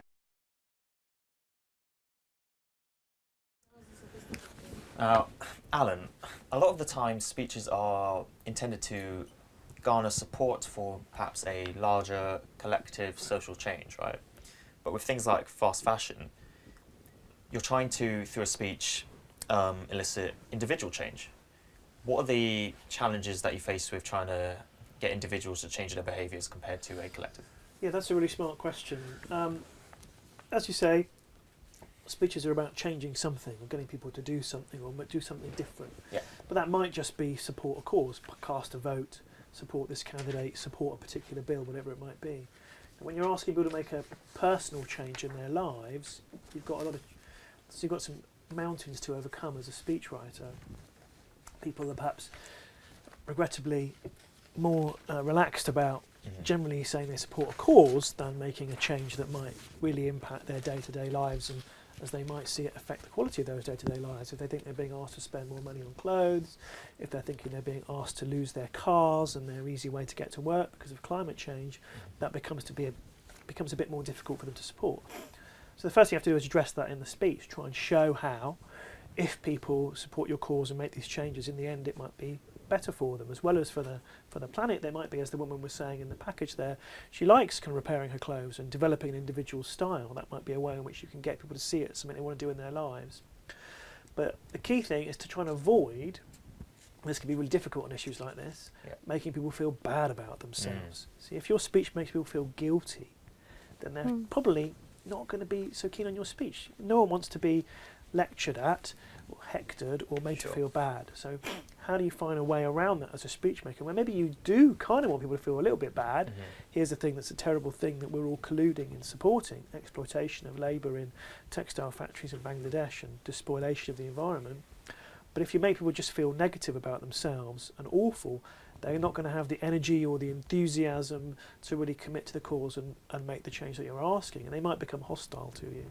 Well, how do you balance that sort of thing in terms of, like, you know, you don't want them to feel too bad that they kind of switch off from the message, but you need to address the issues, right? So how do you address the issues without kind of going over the line in a speech? So it's partly about making people see the issue in a vivid way and feeling perhaps bad about that, about climate crises, about labour exploitation, whatever it might be, rather than feeling just bad about themselves. So earlier we saw how people were making connections between personal experiences and the big general issues, and trying to show the congruity between those, how what's going on in our individual lives affects these bigger issues, how these bigger issues affect our lives. So you can try and show people those connections, but not necessarily make them feel immediately awful about them. And you can put the emphasis on what they can do to make things better, as opposed to make it just affirming all the things that they're doing. It's like when badly. you criticise someone and then you give them a compliment straight afterwards. Exactly. Yeah. So I think it's about the balance or the emphasis or the accent on what you're saying. If you take the first speech we had this afternoon, Grace's speech about racism and racial disharmony in America, it's very easy to give a speech that just makes people feel bad about the amount of racism, or makes people feel that they're being accused of supporting all the racist activity. Now, you might feel that they are, and you might want them to take responsibility, but at the same time, if all you lead them with as a message is that you think they're the core of all racism, you're probably going to lose them. But what Grace's speech did was build bridges and talk about how to align people, and she talked openly and frankly about her experience. She wasn't covering it over or pretending, but she was finding ways to open bridges and show examples of where people had overcome intense differences. So I think showing those examples, connecting those personal experiences in ways that bring people into the speech, make them part of the way you're thinking rather than pushing them out, that's a key part of good rhetoric and good persuasion. Great insight there, Alan. Thank you Thank so you, much. Alan. We've heard so many great speeches already today, but what is it that makes a truly good speech? Our political correspondent, Isaac Cooper, sat down with Dame Rosie Winston MP, Deputy Speaker of the House of Commons, for an exclusive interview on the art of political speech making and debate. The speech maker being very clear about the message that they're trying to get over, not trying to make too many points, maybe 3 clear points that you want your audience to hear, not being too long, not being too short, and having enough pauses so that you can really emphasize the important points that you want to make, and so those listening to you know the real point of concern to you. And at the moment, obviously, we've got the Ukraine crisis. How important is it for politicians to be factual, accurate, and in their speech making? And is it important for us as journalists to reflect those speeches in the same way? Well, yes, it is absolutely. It's absolutely vital that we show that in our democracy, one of the things we value is being able to speak out, and we are speaking out on behalf of the people of Ukraine. And as for journalists, I mean, it's incredible the job they are doing at the moment. I was in the chair for a statement the other day where from all sides of the House they were praising the fact that, you know, we had journalists from this country who were going into incredibly dangerous situations but were ensuring that we could hear the truth from them because they were there. And you compare that to, you know, the distortions that are being told, particularly I feel to the Russian people, and you know, we treasure that. It's so much part of our democracy that our press are reporting in that way, and I pay a huge tribute to their bravery at the moment. Thank you, Dame Rosie Winston. Thank you so much for being here at UEA, and it's been a pleasure to have you. Thank you. Thank you very much, Isaac. Dame Rosie Winston there, speaking about parliamentary speech. Alan, what are the differences between perhaps a more general speech and then parliamentary speeches? Well, I think I'd answer that first of all by saying that in a way all speeches are different. All speeches are about a specific occasion, a specific moment. That's part of the magic of public speaking, is that it's happening in real time, it's happening live, it's for the audience that are there from the speaker who is speaking to them. And good speech adapts to the situations it finds itself in.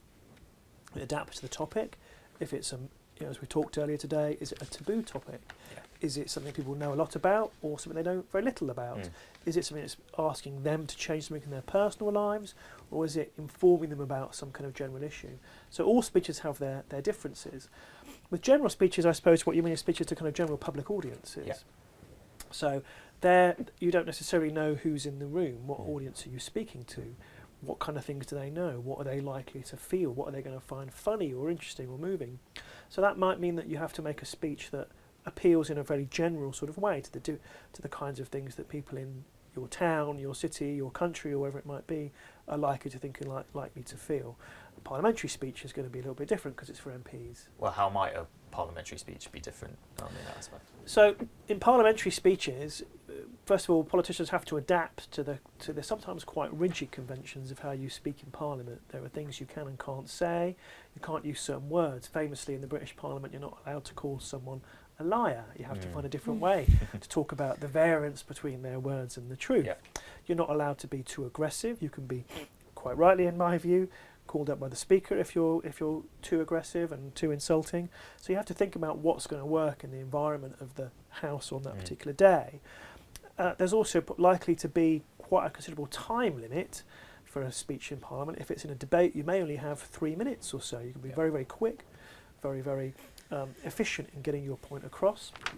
And you've got to also think about, well, one of the challenges for a parliamentary speech today is you've got to try and think about the audience in the House, whose vote you're trying to win at that moment, as well as the TV audience at home, and that can be quite a difficult thing to manage. But I think in Parliament you've got a long tradition of parliamentary speeches, and an audience that is in some degree aware of that and can be willing to listen to you. So one of the things that you've got as an advantage in Parliament is that you can assume there's an audience there that's ready and willing to hear the debate, whereas outside of Parliament you might have to win people's interest in the first place. Thank you, Alan. Cheers. Our final guest has had to overcome her own struggles with anxiety to feel confident in public speaking scenarios. Our final speech of the day, as performed by Plum Bristow via her comedic character Dr. Cece V. Williams, explores her own personal issues with anxiety.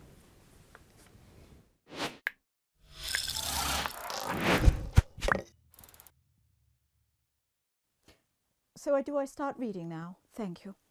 Now, I wonder if the very mention of public speaking brings a funny feeling in your tummy. I wonder if the idea of standing up in public makes your heart race. I wonder if it sets off in your mind a series of horrid thoughts predicting failure and certain disaster.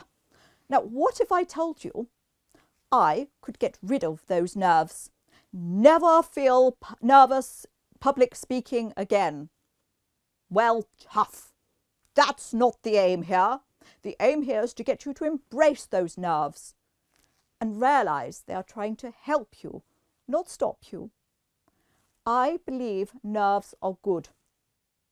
And you can be a good, nay, excellent public speaker, even if you are feeling frightfully squiffy. Dr. Cece V. Williams here. Now, I am usually rather amazing character in stand-up comedy as written by the hugely talented Plum Bristow, spreading hilarity and joy in pubs and clubs in East Anglia. But today, on World Speech Day, I am here to talk to you on the subject of harmony and how, by embracing public speaking anxiety, it is possible to find a state of inner peace, along with the courage to dare to speak. Now, I can imagine what you are thinking. It's okay for you, for Sissy. You are so bally beautiful and talented that you've never been nervous to speak in public. And while the first part is most definitely true, the second part is not. My secret, despite my obvious beauty and talent, even I still get the tummy wibbles when addressing a large audience. Public speaking nerves used to unnerve me through my body and through my mind. Have you ever stood there, waiting to stand up, speak, feeling sick, shaking, worrying? I've been clutching the paper, carefully prepared by my speechwriter, looking at the audience, looking into their faces, and feeling time stand still. My body would be feeling utterly discombobulated. My heart would be pounding. My breathing would become fast and shallow, bringing about a feeling of panic and being out of control. And then I realised, by Jove, that's exactly how I feel just before setting off for a good gallop on a fine steed.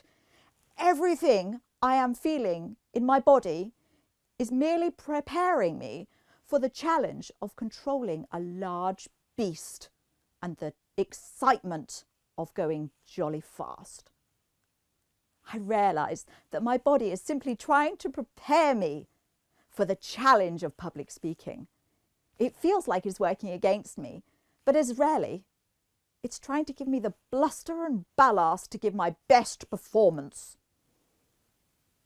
So, might I condescend to suggest that you thank your body for trying to help and realise that those feelings are your body trying to support you? My mind would become a veritable cacophony of heinous thoughts and fears that I was going to fail. Fears I would forget my words and people might laugh at me. Naturally, every comedian's worst nightmare. So I thought, how could I manage this? I imagined what I would do if an actual person was standing next to me saying these things. And I realised, well, they would feel the sting of my whip. I would show them my whip and tell that rotter to jolly well trot on as far away from me as possible. Here, I will recognise it is not entirely possible to threaten inner voices away with a whip, however dastardly they may be. So I recommend simply acknowledging them and realising they are thoughts that can pass and they do not hold.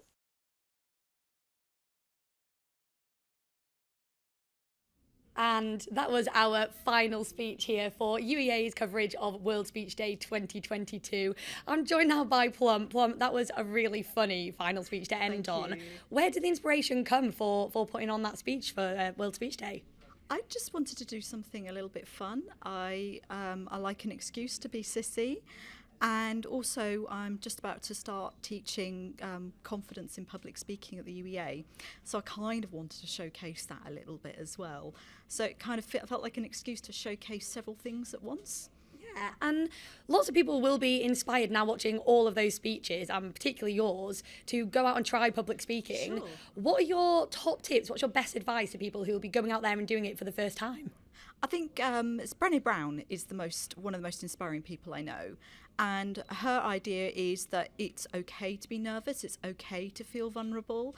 When you have your critics, you have your voices that say you're not good enough, invite them to listen and just accept they're there, but just kind of, they're like little kids. Don't worry about them, you know. So it's not just public speaking you do, it's not speech making. You're involved in comedy. So just tell us a bit about that. How did you get into it and how's that helped you with your confidence? Sure, it started off actually through public speaking. So it started off by doing a speaking course with Beth, and that kind of ended up me doing a TEDx, which went wrong. When it went wrong, I cracked a joke, the audience laughed. I thought, oh blimey, I want more of this. And I kind of made some contacts with some comedy networks around Norwich and just started doing it. So what kind of things have you done around Norwich further afield with your characters? It was Sissy v. Williams, am I correct? Sissy v. Williams. Well, she's been as far as Peterborough. Like, she's got miles. She has. She's been out of Norfolk. It's really scary. So what kind of thing you've got coming up? What do you have? I'm actually doing a show on Wednesday. So I'm going to be at the last pub standing on Wednesday with Humour Comedy. So I'm going to be with my hat and my coat, my whip, and I'm going to be Sissy. Would you say to people who are just trying to start out with speaking again, you said earlier putting on the jacket and the costume really helped. Would you use that as a tip? Oh, yeah. I mean, one of the things that's really helped is Sissy, the character of Sissy, which normally means weak, but not in this case. She's a narcissist. She assumes everyone loves her. She assumes her right. And actually, being that has given me almost a fake it till you make it thing. So, yeah, I love it. I think that is a top tip. It's fake it till you make it and you'll get the public confidence. So thank you very much for that one. So we're going to hand back over to the studio now, who's just going to do a final roundup. Back to you in the studio. That rounds up Norwich's broadcast of World Speech Day 2022. We want to say a massive thank you to all of our speakers this afternoon and a big thank you to the entire team behind the scenes. And to Alan, thank you. Any final comments on any of the speeches that you heard today? Well, just to thank you for having me along, giving me the chance to see and hear and think about all of these fantastic speeches. We've heard an incredible variety of topics, from people's personal experiences, their relationship to phones and anxiety, to the biggest of political topics, climate change, poverty, racism and so forth. I think that's just a mark of the kind of the not just the range and breadth of interests of the people who've given our speeches, but also of the things that speech can be about and what speech can do. And I think that's very much in tune with not just World Speech Day's own goals of talking about harmony, but with the very idea of speech and public speaking itself. It's an opportunity for people to articulate and talk about the things that matter to them, to audiences, for us to get to know them, but also think and learn and feel differently about something. Yeah. Cheers, Alan. Thank you. Thank you Ron, do you have any final thoughts from anyone in the newsroom? Okay. If I ask you a question, you may need to step forward, just because this went. Okay, I'll duck. Oh, hello. So we have got all of the speakers here who've made some wonderful speeches today. How have you all found it? How have you found it, Plum? It's been good fun. Yeah, and how have you found it? What's your favourite bit of the day? It's been really fun. This has been exciting, hanging out in the back as well, and then, just coming on screen and doing it. So for a lot of you, it's been the first time you've done any kind of public speaking. What advice would you give to next year to help them make their speeches, write their speeches, and ultimately build up the confidence to perform it? Shall I come to you, Esmat? It was quite a great experience. It was fun. I think it's a great opportunity to raise our voice, to spread, and also to share our thoughts. And anyone else got? What's your advice, Grace? What do you say to everyone? If you have any ideas, start writing it down now. Anything that's emotional to you, that's thought-provoking to you, just write it down now. And when the opportunity comes to share, you'll have substance. Because I had these thoughts a long time, but I didn't do anything with them. So this is the perfect chance to get all those things out into the world. And harmony has been the theme of this year, but it's also all about unexpected voices coming through, and that will make the real change in society. What have you got to say on that? What is the importance of unexpected voices in public speaking to you? George, I'll come to you.